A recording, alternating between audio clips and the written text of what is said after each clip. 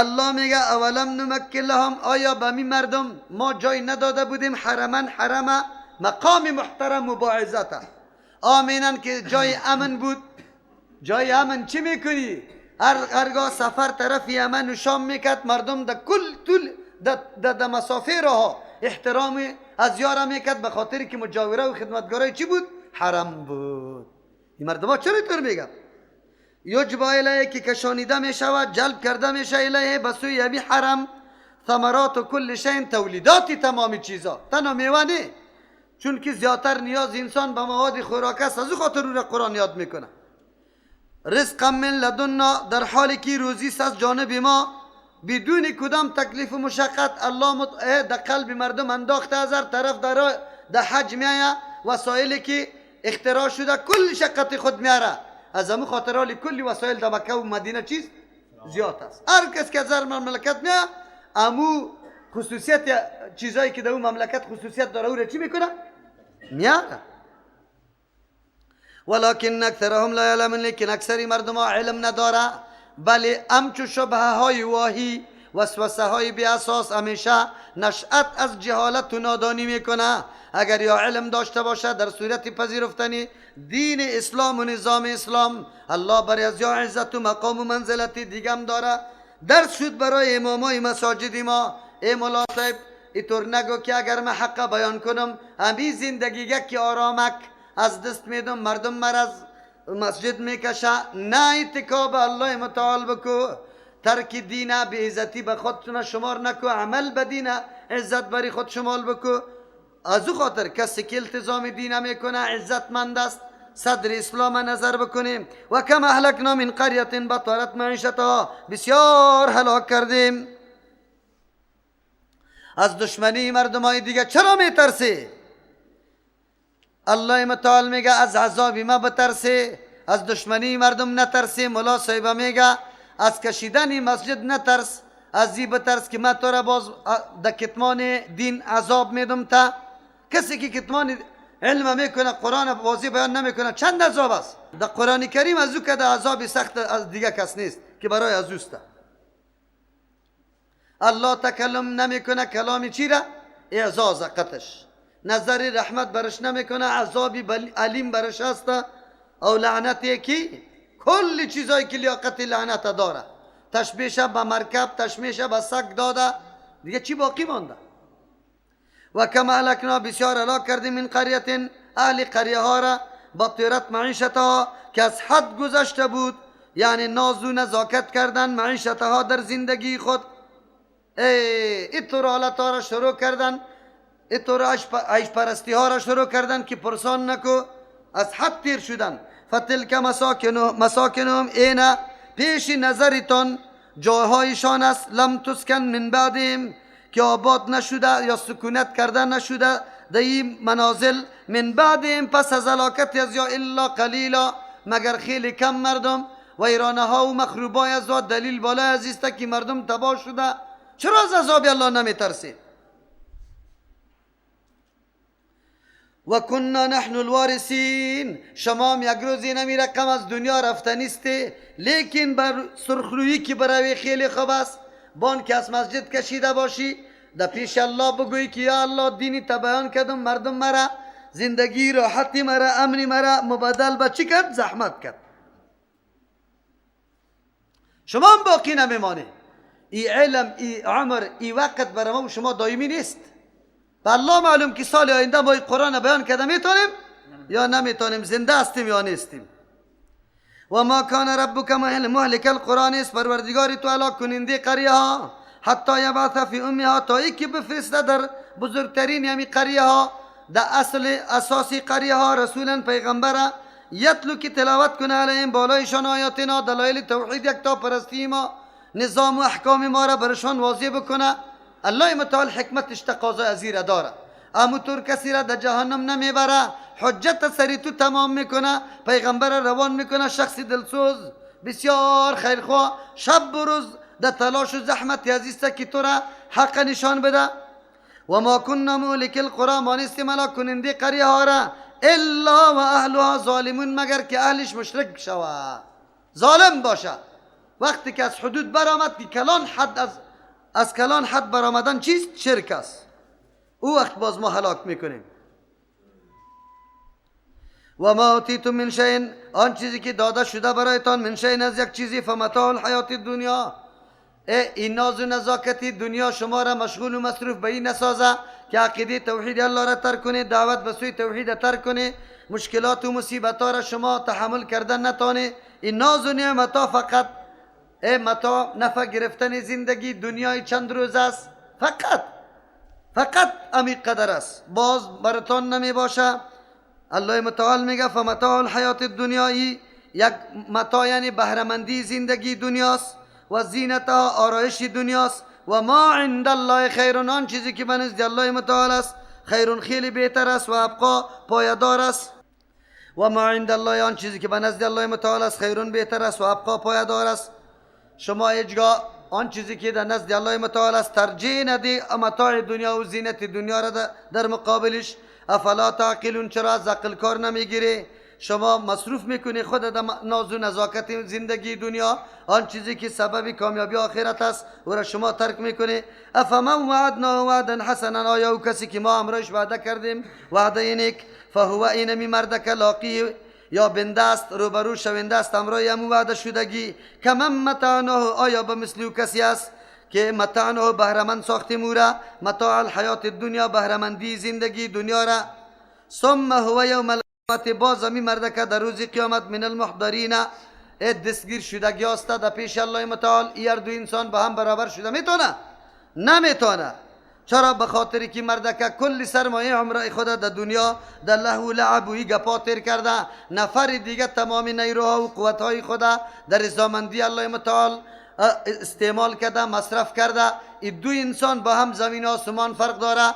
یکی بندگی الله را کرده، رضامندی الله را به دست آورده، دیگه بندگی نفس و خواهشات کرده، غضب الله را به دست آورده. و یوم ینادیهم، در روزی که آواز میده برشان، فیقول، میگوید الله این شرکای الذین، کجا شد شریکایی که شما کنتم بودی تزعمون، گمان داشته که میگفته ای بر ما سفارش میکنه، این نازدان است، این رویدار است، کجاست و نظرا به نامش میکرده، در وقت مشکلات ها برش آواز میداده. قال الذين حق عليهم القول، میگوید او کسایی که ثابت شده بالایشان حکم عذاب الله، ربنا پروردگار هؤلاء الذين اغوینا، این مردم ها و کسانی بودن اغوینا که ما گمراه کردیم ایشان را، اغوینا هم ما گمراه کردیم، که ما غوینا مثل که خود گمراه شده بودیم، تبرعنا الیک، ما اعلان بیزاری میکنیم از اینمی گمراهی از یا. چرا یا گپ یادی ما را قبول کرد، ما کانو یا نیعبدون، یا ما را عبادت نکرده، بلکه چی کرده؟ بلکه عبادت فقط از نفس خود کرده. ما کدام سلطه و زور نداشتیم، دلیل و سند نداشتیم، معزی به وسوسه ها و خیالات این مردم دعوت به عبادت خود کردیم، یا در حقیقت نفسشان تمایل به گپ پیدا کرد تا بیداری نفسه کرده. و قیل ادعوا شرکاءکم، گفته میشه آواز بده شریکایتان، فدعوهم، آوازا میده او فلان، او پیر صاحب، او منیر صاحب، او فلان صاحب، این گپا زیاد میشه. فلم یستجیبوا، اجابت نمیتونه لهم برایشان. و رأوا العذاب، و چشم سر میبینه که عذاب آمده است. لو انهم کانوا یهتدون، آرمانا آرزوها میکنه که کاش که ما در دنیا راهیاب میبودیم، چرا پشت راهیابی نمیگشتیم، در ترجمه قرآن حاضر نشدیم، کلام الله را نشنیدیم، قطع از او دشمنی کردیم. و یوم ینادیم، در روزی که آواز میده الله متعال به این مردم، فیقولو، میگه ماذا اجبتم المرسلین، چی چیز جواب داده چی چیز جواب داده شما پیغمبران علیهم السلام؟ این سوال در قبر میشه. من ربک و ما دینک و من نبیک، رب تو کیست، دین نظامی که سرش چلیدی در دنیا کدام نظام بود؟ و من نبیک، پیغمبر و رهبرت که تو همین نظام الله را مطابق از او چلاندی کی بود؟ این از تو سوال میکنه. الله بازم سوال میکنه، آواز میدم امتا را به طریق عمومی، ماذا اجبتم، شما چی جواب دادی المرسلین، پیغمبران مرا، و خامدن راهای حق برتون واضح کرد. حالی دیگه بگو ها لا ادری، نمیدانم، مشغولی کار و روزگاری در دنیا بودم، نه قرآن شنیدم نه دعوت، بعضی گفتم که چیزی پدرا کردم و را کردم. حالی دیگه جواب داده نمیتونی. فعمیت علیهم الانباء، پوشیده میشه بالایشان خبرهای یوم زندگی روز. فهم لا یتساءلون، این مردم ها یکی از دیگه بازخواستم نمیتونه، یکی از دیگه خود کمکم خواسته نمیتونه. فاما من تاب و آمن، الله متعال منظره بر ما پیش کدالی، بر ما راه خلاصی را نشان میده. چقدر مهربان ذات است. هر چی که او کسی که توبه کرد و آمن، ایمان آورد و عمل صالحا مکمل، بعد از او عمل صالح انجام داد پس از توبه خود، فعسا امید سیکون کی باشه من المفلحین، از رستگارا. امید از جانب الله وعده است، بالکل واقعیت داره. و ربک یخلق ما یشاء، چرا تو عبادت غیر الله را میکنی، نظرای غیر الله میکنی، آوازا به غیر الله میدی؟ چرا؟ و ربک، پروردگار تو یخلق پیدا میکنه ما یشاء، چیزی را که الله بخواه. در کائنات الله نظر بنداز، عجیب مخلوقات در نظرت میآید، کلش الله پیدا کرده. در پیدا کردن امرای الله کسی شریک نیست. و یختار، برمیگزینه، اختیار میکنه. الله متعال اختیاراتش دو قسم است، یکی اختیارات خاص است که بعد از پیدا کردن است، یعنی برگزیدن است، مقام خاص برش دادن است. این در مسائل تکوینی میشه، در تشریعی هم میشه. یکی اختیارات عام است، اختیارات عام قبل از خلق است. قبل از خلق الله متعال یک چیز انتخاب میکنه، یعنی چیز تا قصد میکنه که اینی کار این طور شوه، اینی خیر، اینی شر، اینی مرد، اینی زن، اینی باران، اینی آفتابی گپا، یا از خلق کده پیش می باشه. اینجا الله متعال اختیار هم میکنه. در اختیار کردن اجنوه فشار سری الله متعال نیسته، کسی شریک هم نیسته. چه رقم اختیارات کرده؟ بله الله متعال در بین آسمان هفتم اختیار کرده، بخاطر در بین جنت ها جنت الفردوس بگویه، در بین ملائک 4 ملک مقربه، در بین انبیاء علیهم السلام 5 پیغمبر اولوالعزم، اول 313 رسول، بعد از 5 اولوالعزم، بعد از رسول الله صلی الله علیه و سلم. در بین امت محمد رسول الله، در بین ماه رمضان مبارک، در بین روزها روزه عرفه و روزه نحر، در بین شبها شب لیلة القدر. اینمی قسم الله انتخابات کرده. این انتخابات اختیارات از کیست؟ الله متعال است. بعد از اون میگم ما کان لهم الخیره، نیست برای همی بتای از یا معبودای از یا ادنا و اختیار. سبحان الله، پاکیز برای الله از اینکه کسی برابر شوه یا شریک امرای الله شوه. و تعالی بلند و بالا سما یشرکون، از آن چیزی که مردم امرای الله شریک میکنه. و ربک یعلم، پروردگار تو خوب میدانه ما تکن صدورهم، آن چیزی که پنهان کردن سینه های شما. اگر عقیده غلط است، اراده غلط است، تصمیم غلط است، و ما یعلنون، چیزی را که آشکارا کرده، کلش به الله معلوم است. و هو الله، الله معبودی بر حق است، قابل صفات کمال است، قابل پرستش و بندگی است. لا اله نیست لایق بندگی الا هو، بغیر از الله. چرا؟ له الحمد، خاص برای الله است ستایش، فی الاولا، در دنیا و الاخرت، در آخرت. و له الحکم، در اختیار الله است هر نوع حکم. حکمای تکوینی، باران بکنه نه، شب و روز بیاره نه، یکی را بمرانه دیگر را زنده کنه، یکی را صحت بده دیگر را مریض کنه، یکی را فقیر دیگر را غنی. یا حکم شرعی هم همینطور است، فرض واجب الله میکنه. و الیه خاص، بسوی الله ترجعون، بازگشت شما هم است. حاکم مطلق هم الله، پیدا کننده هم الله، اختیارات هم از الله، باز رجوعتان هم به الله. چطور شده میتونه به غیر الله عبادت بکنه؟ قطعا شده نمیتونه. قل بگوی پیامبر علیه السلام، ارایتم خبر بدین جعل الله، اگر بگردان الله متعال یک کمی تأمل بکنی، سر در گریبان بکنی، اگر الله بگردانه بالایتان اللیل، شب سرمدن همونطور دوامدار تا آلی را همینطور تاریک باشه، الی یوم القیامت، تا روز قیامت. من اله غیر الله، کدام معبود است؟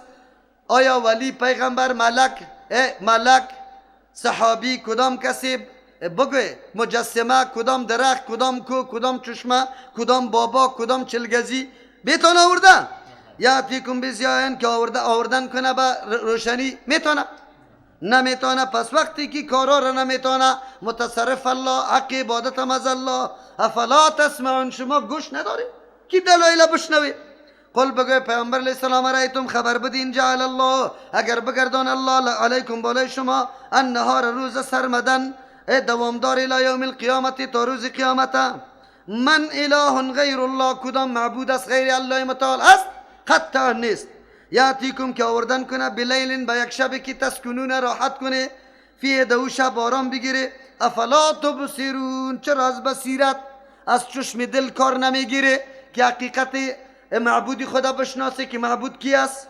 و من رحمتی، از آثار رحمت الله، جعل لكم اللیل، گردانیده برای شما شب و نهار روزه، یعنی گردانیده شب تاریک به خاطری که آرام بگیره، گردانیده روزه روشن لتسکنو قتی لیل میلگه، جعل لكم اللیل و النهار، گردانیده شب لتسکنو که آرام بگیرید و النهار فيه لتبتغوا که شما طلب بکنی من فضل از احسان الله ولعلكم تشکرون، دیگه که شکرگزار جور شوی، نعمت الله را بشناسین، از نعمت الله استفاده درست کنی. روز ملنگ شو پلنگ، اینطور نباش، مناسب استفاده بکو، شکرگزاری الله را بکو.